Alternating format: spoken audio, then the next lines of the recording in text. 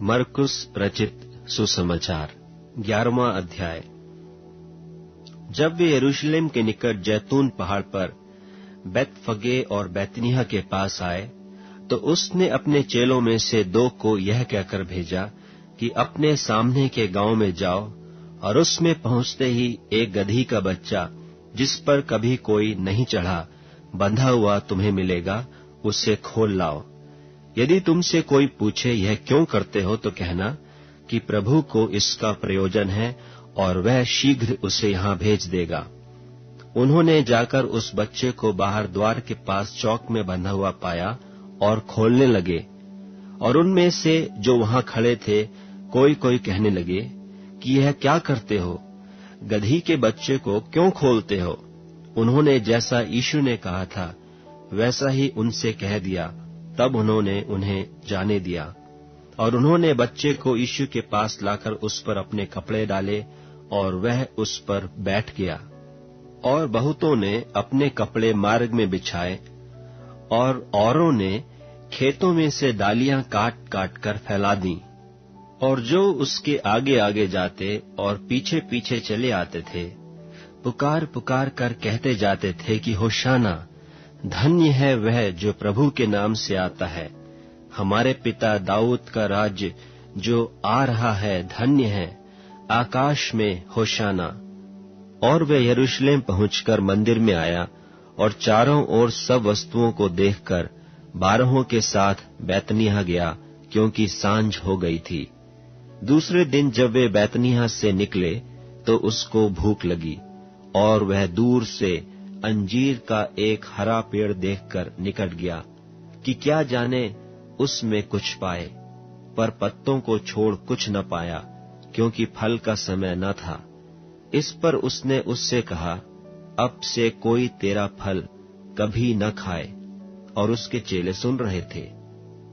फिर वे यरूशलेम में आए और वह मंदिर में गया, और वहां जो लेन देन कर रहे थे उन्हें बाहर निकालने लगा, और सर्राफों के पीढ़े और कबूतर के बेचने वालों की चौकियां उलट दी, और मंदिर में से होकर किसी को बर्तन लेकर आने जाने न दिया। और उपदेश करके उनसे कहा, क्या यह नहीं लिखा है कि मेरा घर सब जातियों के लिए प्रार्थना का घर कहलाएगा? पर तुमने इसे डाकुओं की खो बना दी है। यह सुनकर महायाजक और शास्त्री उसके नाश करने का अवसर ढूंढने लगे, क्योंकि उससे डरते थे, इसलिए कि सब लोग उसके उपदेश से चकित होते थे। और प्रतिदिन सांझ होते ही वह नगर से बाहर जाया करता था। फिर भोर को जब वे उधर से जाते थे, तो उन्होंने उस अंजीर के पेड़ को जड़ तक सूखा हुआ देखा। पतरस को यह बात स्मरण आई, और उसने उससे कहा, हे रब्बी, देख, यह अंजीर का पेड़ जिसे तूने श्राप दिया था सूख गया है। यीशु ने उसको उत्तर दिया कि परमेश्वर पर विश्वास रखो। मैं तुमसे सच कहता हूं कि जो कोई इस पहाड़ से कहे कि तू उखड़ जा और समुद्र में जा पड़, और अपने मन में संदेह न करे, वरन प्रतीति करे कि जो कहता हूं वह हो जाएगा, तो उसके लिए वही होगा। इसलिए मैं तुमसे कहता हूं कि जो कुछ तुम प्रार्थना करके मांगो, तो प्रतीति कर लो कि तुम्हें मिल गया और तुम्हारे लिए हो जाएगा। और जब कभी तुम खड़े हुए प्रार्थना करते हो, तो यदि तुम्हारे मन में किसी की ओर से कुछ विरोध हो, तो क्षमा करो, इसलिए कि तुम्हारा स्वर्गीय पिता भी तुम्हारे अपराध क्षमा करे। और यदि तुम क्षमा न करो, तो तुम्हारा पिता भी जो स्वर्ग में है तुम्हारा अपराध क्षमा न करेगा।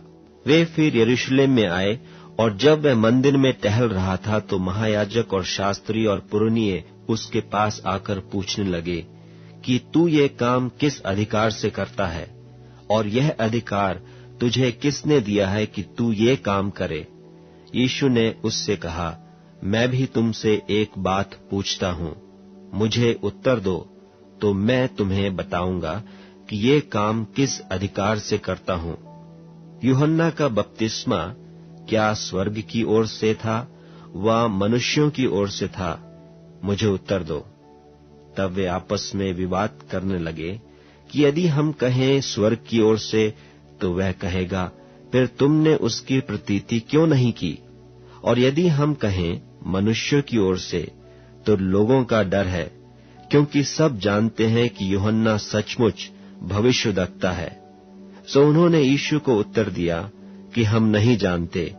यीशु ने उनसे कहा, मैं भी तुमको नहीं बताता कि ये काम किस अधिकार से करता हूं।